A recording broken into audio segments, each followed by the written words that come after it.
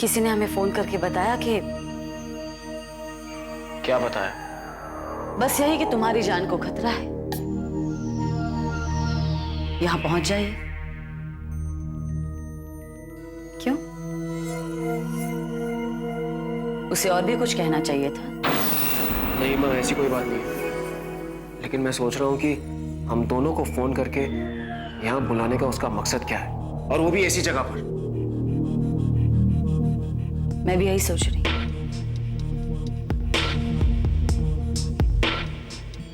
खैर, उसका मकसद जो भी हो, तुम बिल्कुल बेफिक्र रहना दक्ष।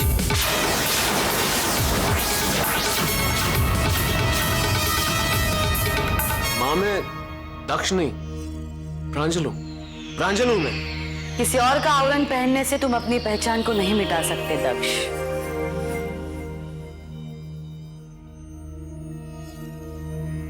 हम योगी हैं दक्ष।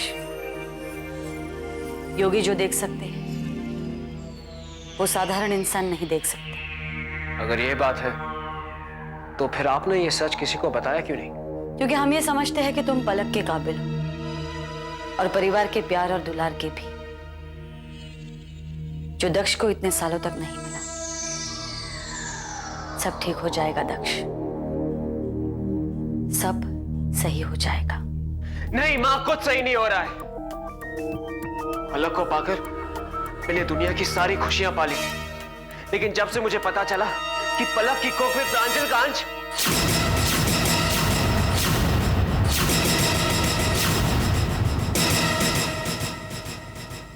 तब से मैं अपने आप को काबू में नहीं रख पाया। क्या?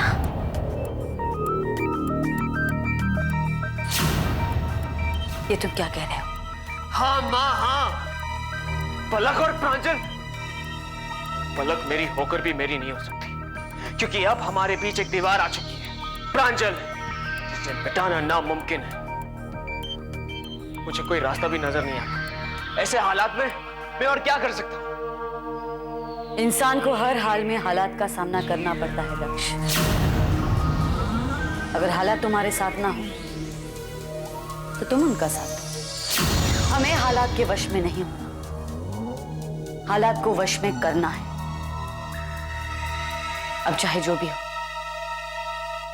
तुम्हें पलक को अपनाना ही होगा, क्योंकि वो तुम्हारी पत्नी बन चुकी है दक्ष। अब मेरे लिए पलक के साथ एक पल भी गुजारना नामुमकिन है माँ। धीरज रखो दक्ष।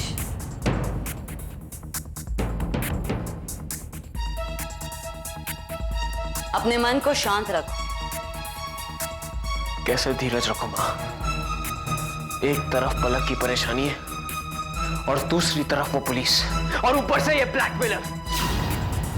अगर सबको मेरी असलियत का पता चल गया तो उसकी चिंता तुम मत करो,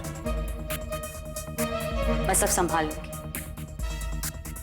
तुम सिर्फ पलक का ख्याल रखो, अपनी शादीशुदा जिंदगी संवारो, ताकि किसी को तुम पर शक ना आ जाए। मैं अब पलक को कभी अपना नहीं सकता। I can never accept her now. दक्ष, इसके पहले कि यहां कोई आ जाए, तुम जाओ यहां से।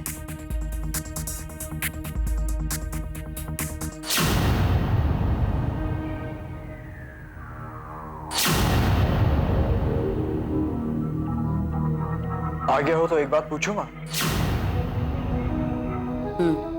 आपने उसे क्यों नहीं बता दिया कि आपने ही उसे फोन करके यहां बुलाया था?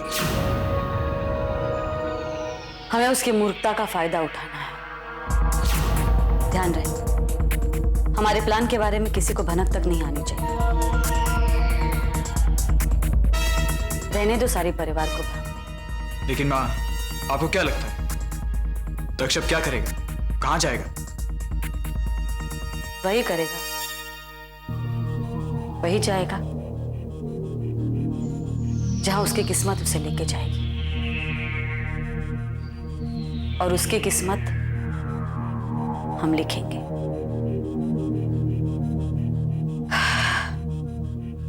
हमारे ध्यान का समय हो गया है।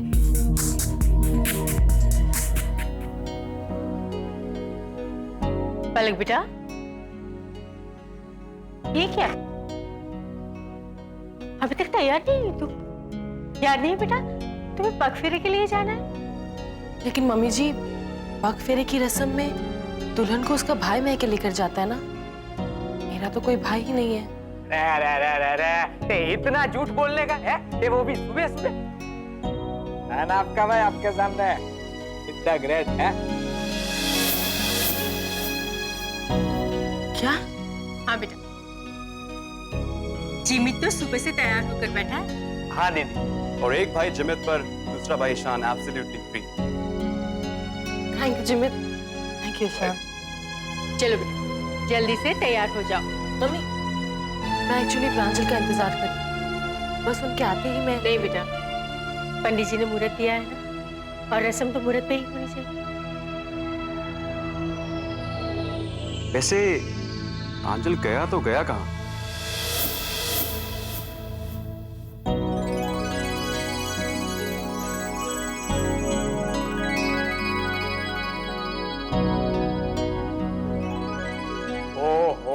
हो एक ते ऐश्वर्या राय ने बीजी ते सुष्मिता सेन। ए मम्मी तो कहो के काला टीका लगा दे तो नजर लग जाएगी किसी की। नजर तो अब लग ही चुकी है हमारी पलक और प्रांजल को।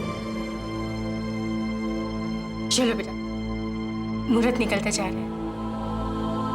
मम्मी जी, मैं थोड़ी देर और प्रांजल के लिए इंतजार कर लूं? बेटा, हम तो प्रांजल का इंतजार कर सकते हैं, लेकिन मुहूर्त हमारा इंतजार नहीं करेगा। तुम लोग चले जाओ। अगर प्रांजल यहाँ आ गया ना, तो मैं तुम्हारे पास भेज दूंगी।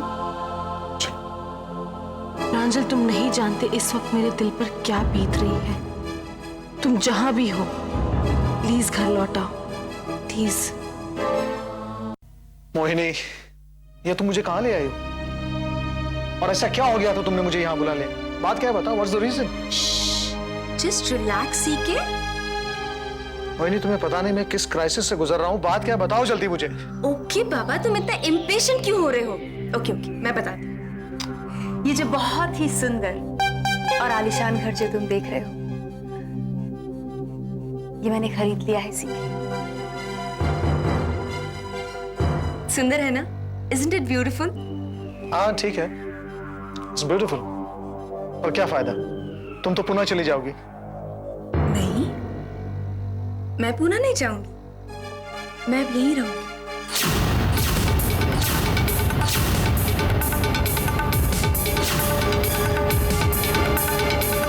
क्या? ताकि मैं तुम्हारे और करीब रह सकूं। मोहिनी, ये बंबई है, यहाँ लोग मुझे जानते हैं। किसी ने मुझे देख लिया तो सुषमा को पता चल जाएगा। तुम्हें पता नहीं इस वक्त मेरे घर वाले किस हालात से गुजर रहे हैं। जरा सी दरार भी पूरे घर को तहस नहस कर देगी। Sorry Mohini, but please leave me alone for some time. एक मिनट चंद्रकांत, एक मिनट। What's the problem? घर पे सब ठीक है ना? ये प्रांजल पता नहीं कहां चला गया, किसी को कुछ बताया भी नहीं। मुझे तो शक है पग फेरे की रस्म अदा करने के लिए पलक के घर पहुंच पाएगा कि नहीं।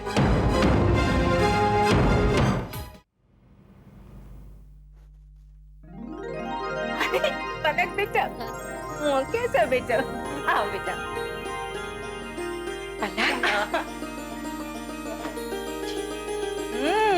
वाह वाह, आप लोग भी आइए। गॉड ब्लेस बेटा, ब्लेस यू बेटा, गॉड ब्लेस। ठीक है, कैसे हो? जीते कैसे? बहुत खुशी हो रही है आप लोगों को साथ देखकर। अरे प्रांजल कहाँ है?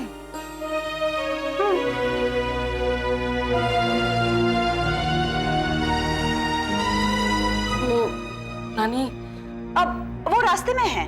दरअसल प्रांजल भैया को बहुत जरूरी काम आ पड़ा। अरे ऐसा कैसे काम आ पड़ा जो उसे शादी के दूसरे दिन ही जाना पड़ा?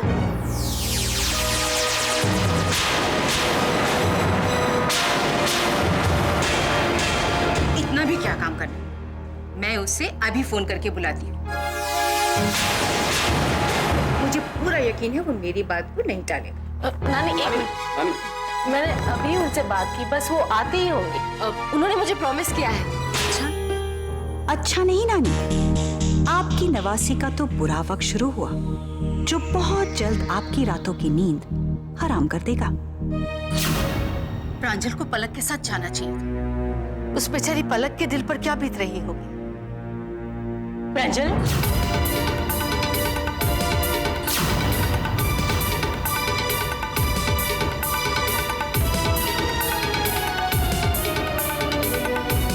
बिना बताए कहाँ गए थे तुम?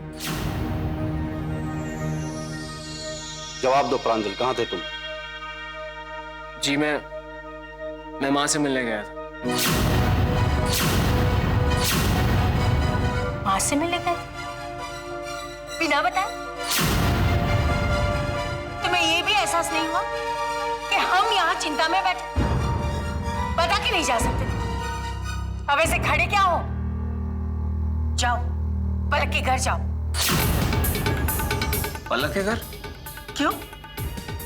तुम इतना भी नहीं चाहते? आज तुम्हें पलक के साथ होना चाहिए। आज पग फेर की रस्म है। भूत बनकर क्या खड़े हो? जाओ, वहां सब लोग तुम्हारा इंतजार कर रहे होंगे। लेकिन पलक के पग फेरे में मेरा क्या काम? क्या? वो तुम्हारी अर्धांगिनी और तुम उसे इग्नोर कर रहे हो? उस लड़की ने तुम्हें अपना तन मन सब कुछ दे दिया और तुम? प्रांजल,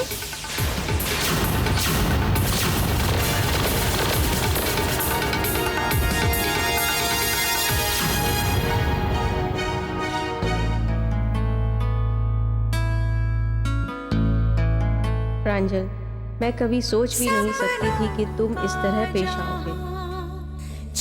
इस बच्चे के लिए तुम उतने ही जिम्मेदार हो जितने कि मैं। हमारे बीच उन कमजोर लम्हों में जो कुछ भी हुआ, इसमें इस मासूम का क्या दोष? प्रांजल, मैं झूठ बोल सकती हूँ, पर ये मेडिकल रिपोर्ट तो झूठ नहीं बोल सकते। रिपोर्ट झूठी भी हो सकती है, पर एक बार पर हम अपने पेशेंट को रिपोर्ट प्रेजेंट करने के पहले 3 बार जांच करते हैं, फिर हम पेशेंट को देते हैं। और आपको तो खुश होना चाहिए, आपकी प्रेगनेंसी रिपोर्ट पॉजिटिव है।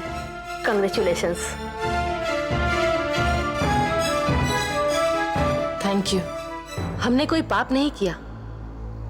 सच्चे दिल से चाहने वाले दो आत्माओं का मिलन पाप नहीं, ये तो शास्त्र में भी लिखा है। ये तो हमारे प्यार की निशानी है। जब प्रांजल को ये पता चलेगा तो वो खुशी से पागल हो जाएगा। नहीं, मैं ये खुशखबरी उसे आज नहीं, हमारी फर्स्ट नाइट को दूंगी, as first night surprise gift.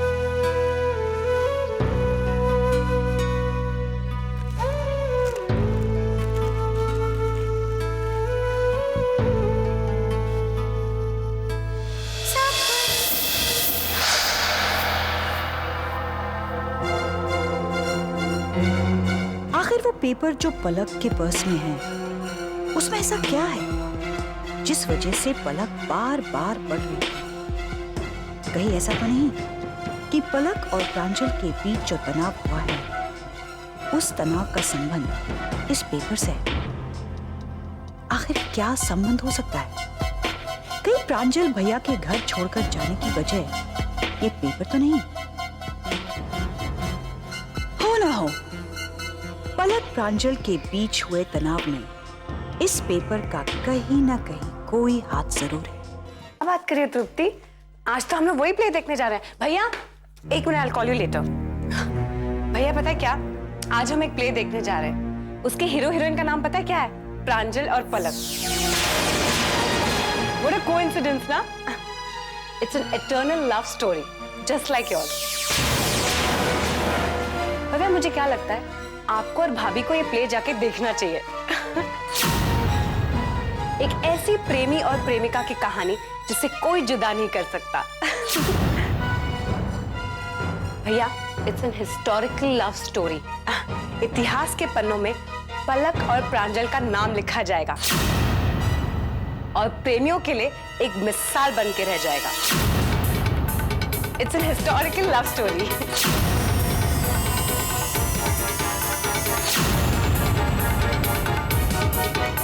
ये भैया को क्या हो गया? नो जानवी, ये गलत है। My love story is not a historical love story. It's only a history. बस इतिहास बन के रह गई, which has no love but only a painful story. सोचा था दक्ष ना सही तो प्रांजल बनकर तुम्हें पाऊंगा, पर प्रांजल बनकर अब तो घुटन सी हो रही है। वो मरकर भी जी रहा है और मैं जीकर भी मर चुका। This is enough. I can't take it anymore.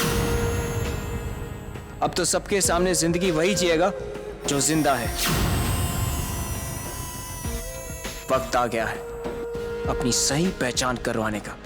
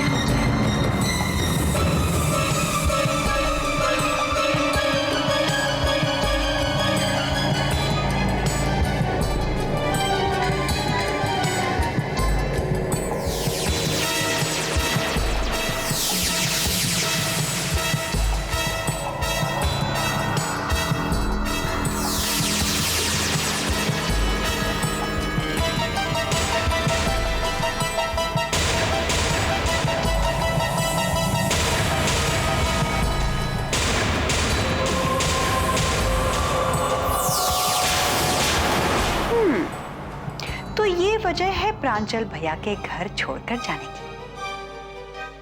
अभी तक सुहाग रात भी नहीं हुई और ये बच्चा कहां से आ गया? तो ये है कहानी में ट्विस्ट। अब देखना पलक, मैं क्या करती हूं।